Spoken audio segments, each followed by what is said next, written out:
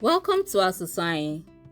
Today we're learning Theme 7, Ọrụ n'ụlọ, Chores and Responsibility.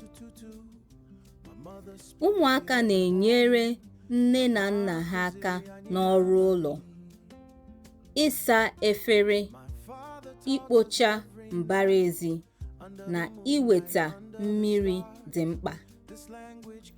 Ọrụ siri ike na-ewelite àgwà ọma na mmadụ. Ụmụaka na-enyere nne na nna ha aka n'ọrụ ụlọ, ịsa efere, ikpocha mbara ezi, na iweta mmiri dị mkpa. Ọrụ siri ike na-ewulite àgwà ọma na mmadụ. Children help their parents with household chores. Washing dishes, sweeping the compound, and fetching water are important. Hard work builds good character in a person. Now let's learn the key words.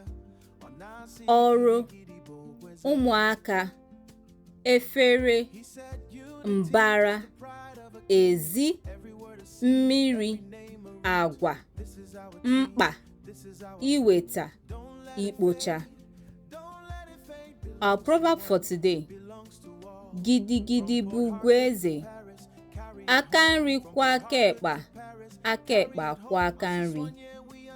Unity is the king's pride. When the right hand washes the left washes the right.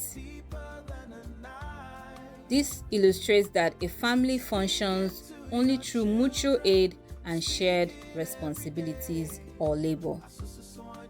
Asusu Anyi, our language, our legacy.